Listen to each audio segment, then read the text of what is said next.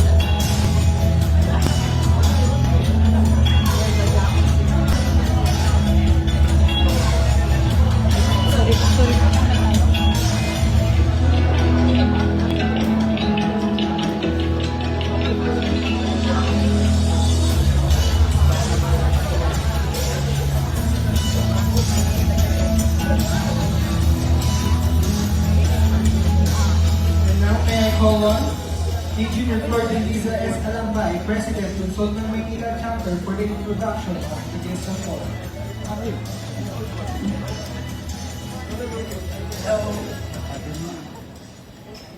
Good day, everyone.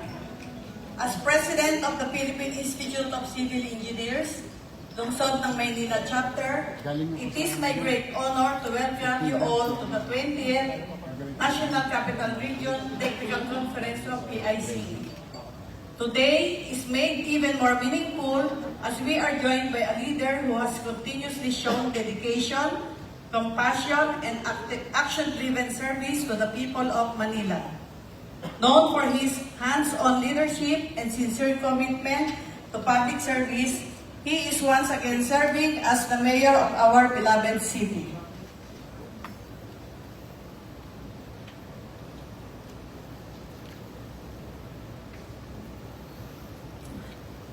The Honorable Francisco Isko Domagoso has dedicated over 2 decades of his life to public service.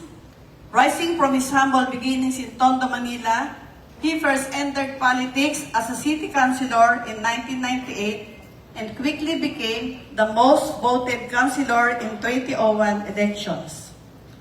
He went on to serve as Vice Mayor of Manila from 2007 to 2016.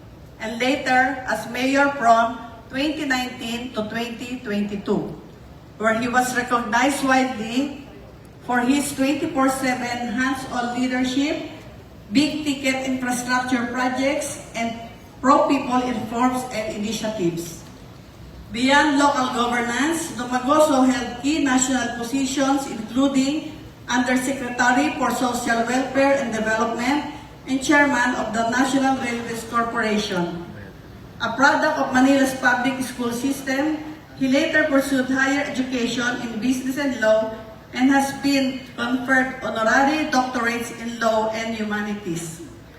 Domagoso also sharpened his leadership skills abroad through executive programs at Harvard and Oxford universities.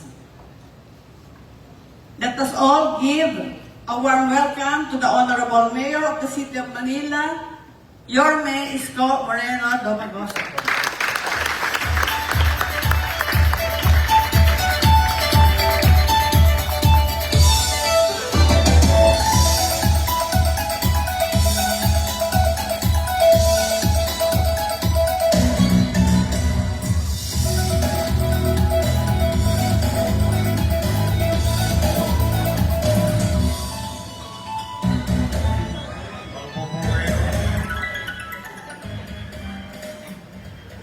Kumain na ba kayo?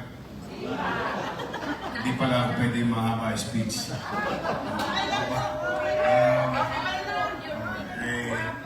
Pasensya na kayo. Meron akong isasakal ng alauna. Dating mag-ex-girlfriend, na ngayon ay magiging mag-asawa na. So I have a schedule to, solemnize a wedding. The office scheduled at 1 p.m. So that's why I requested your organization.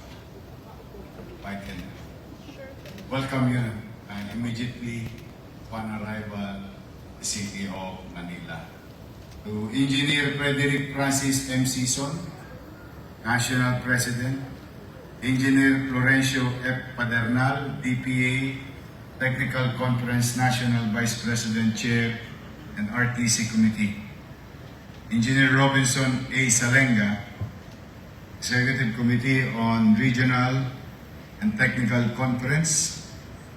To Engineer Flora M. Ruiz, Regional Coordinator, National Capital League. Engineer Flor Delisa S. Alampay. Tagal kong nakasama yan sa gobyerno. President Lungsod ng Maynila Chapter. Maybe retired ka na ba? Malapit na, sir. Oh, retired na. Tagal lang ako kakilala niya. 1998 pa yan. First time kong maging pumasok sa public service. Sa lahat ng ating mga past presidents, other officers, magandang tanghali po muli sa inyong lahat. Una ay nais ko magpasalamat. Ako'y ginawa niyong bahagi ng inyong makabuluhang programa ngayong araw na ito. And I hope this will continue for your organization to prosper and achieve its goal and aspiration for its members. Una sa lahat ay aminin ko po na hindi po ako eksperto pagdating sa civil engineering. Ang alam ko lang po mag-crokis. Lahat ng nakita ninyo na vertical development, modesty aside, lahat yan nagsimula sa crokis ng isang hindi ininyero. Because when I try to build something ang naiisip kong mabubuti sa ating mga kababayan, nagsisimula yan sa gabi. Pagtapos ng opisina, tinatawag ko na ang mga ininyero, arkitekto, at magpo-crokis na. Hanggang sa mailagay nila sa buhay. Until the professionals like you, specialty in their field of undertaking, put into right perspective will give us a very good perspective. Siguro kung makinarya ng kampanya, kung makinarya ng gobyerno ang pag-uusapan, siguro may ambag ako din. Pero sa mga konkretong tulay, drainage system, load-bearing structures, siyempre, kayo na yan. Ngunit, ito rin ang dahilan kung bakit naging mahalaga ang mga bagay na ito. Dahil ang pagkakataong natututo tayo sa isa't isa, ay pagkakataong meron din akong natutunan sa inyo, kapwa nyo, mga ininyero. Kasi minsan yung mga leader, kapag pangarap, minsan naman hindi naman nababagay or hindi naman dapat gawin base na rin sa mga sinasabi ng mga espesyalista. And based on my experience.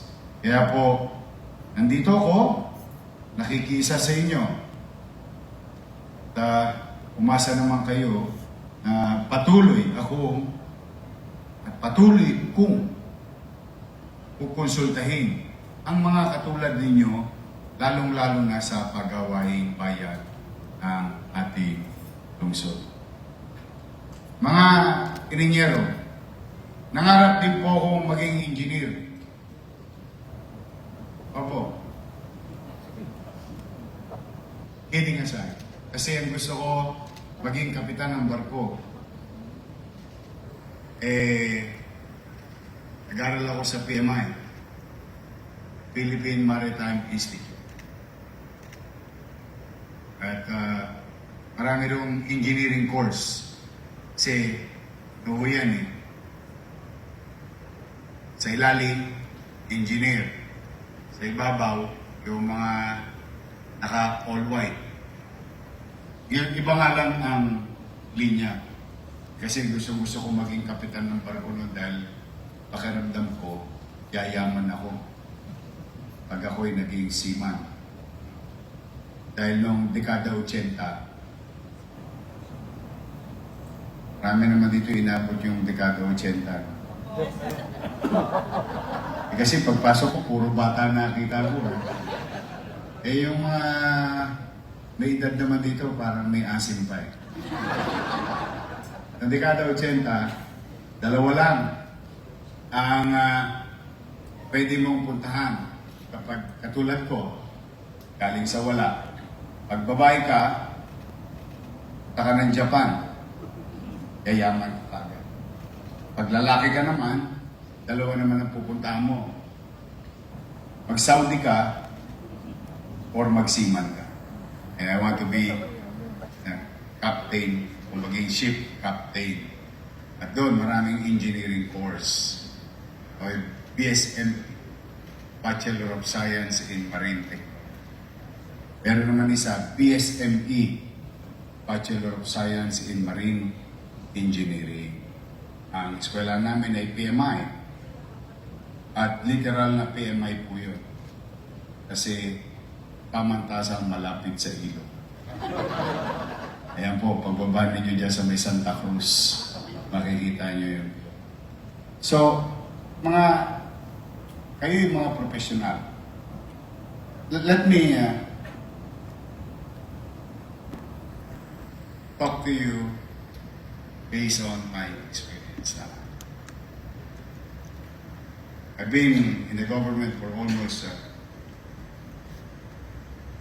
magta-30 years na in the coming years. Almost. Basta more than a decade. Huwag na tayo magkwentahan. Mukhang mabibisto ninyo kung pinanganak ako 1974. Kasi kwenta po. More than half of my life was dedicated to public service. And I have experience working with professionals, especially engineers. And I just wanted to thank, if somebody here is working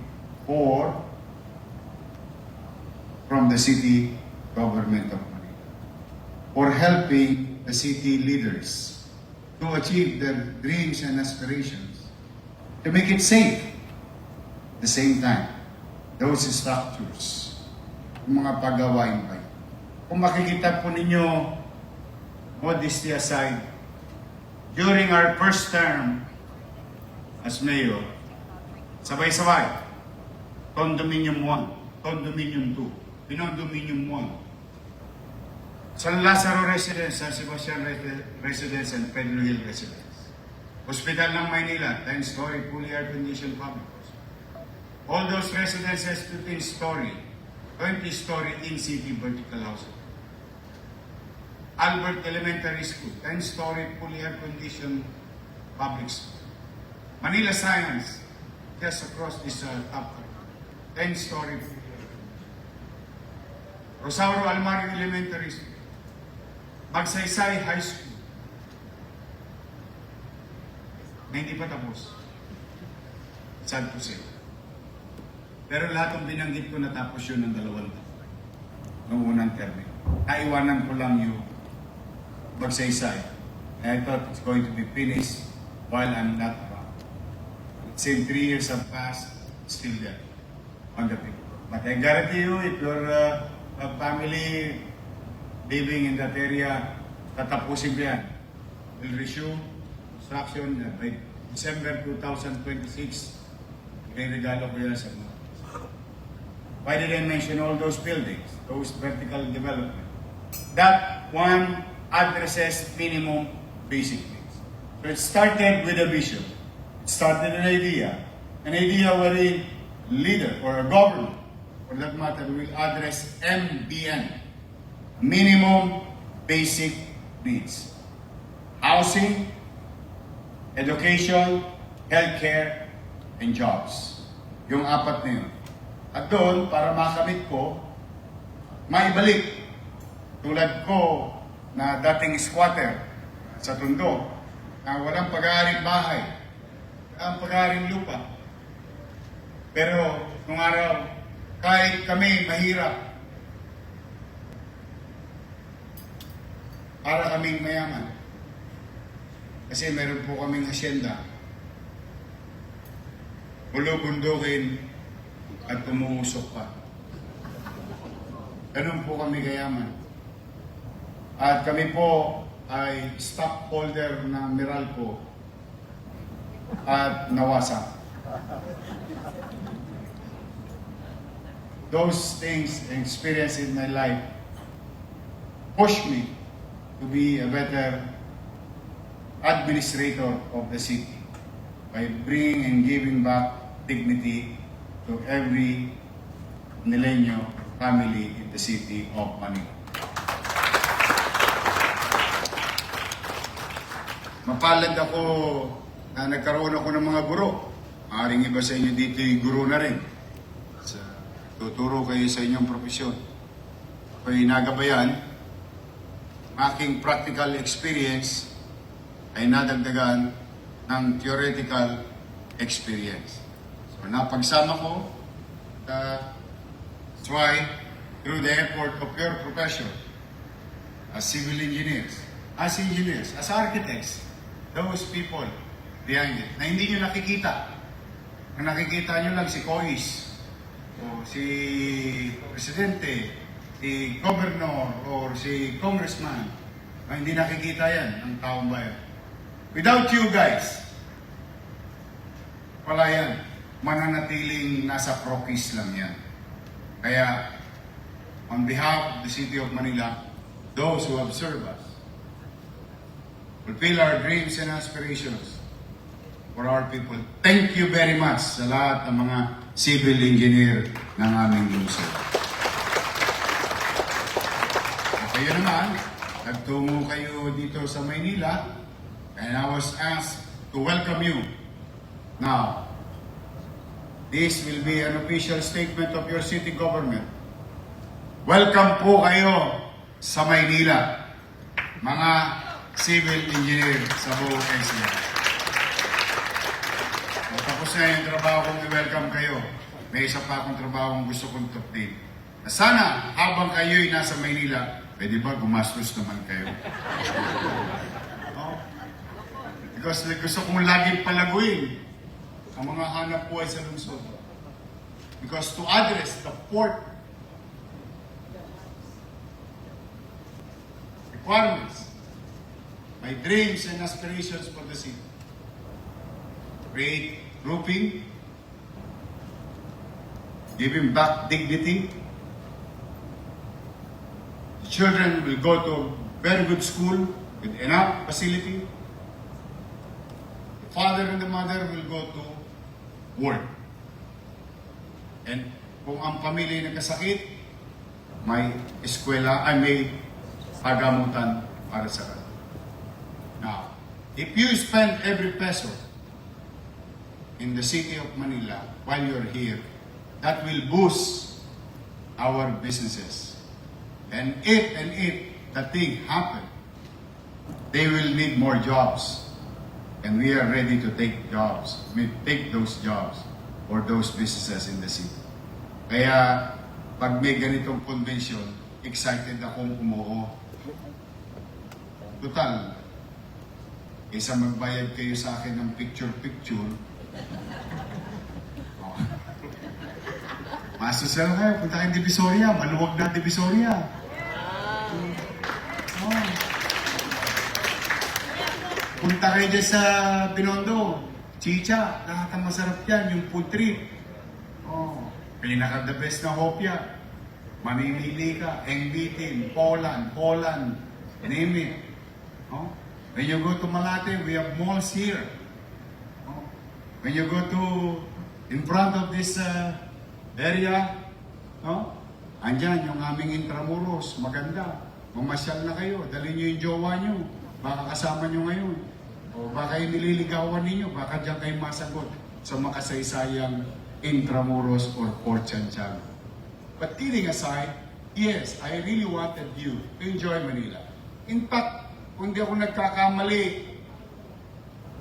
lang ko lang ha, most of you nag-aral sa Maynila. Then you have a story to tell. Because, you know, Manila is old. If you come and look at it, no question, the oldest, highly urbanized city in the country. Huh? Yes, we are old, but we have a lot of history. And almost, if not all, most at least, Filipinos has a story to tell about the city of Manila. Kasi naging bahagi ninyo ang lungsod ng Maynila sa inyong buhay. So, I want you to spend and enjoy your time in the city of Manila. In our own little way as a city government, for your organization, you have our support. Anytime nakakailanganin nyo kami, pindutin nyo lang si Debbie, nandiyan kami sa inyong Kodli.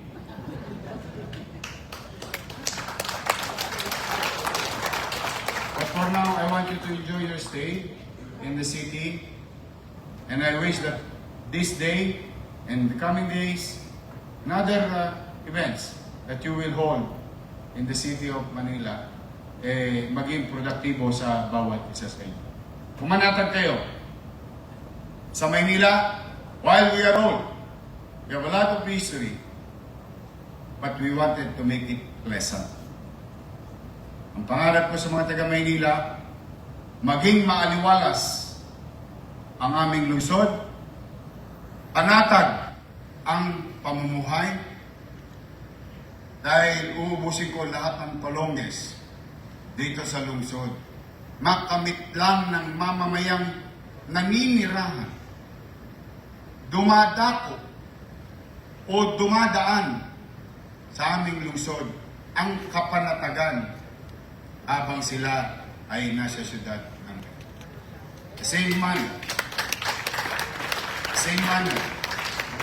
we wanted business to strive because there's a lot of opportunity in the city of Manila. We don't produce anything, but we distribute everything. Just so you know, even your raw materials going to the provinces, it will pass through here in the port of Manila. That's how big we are.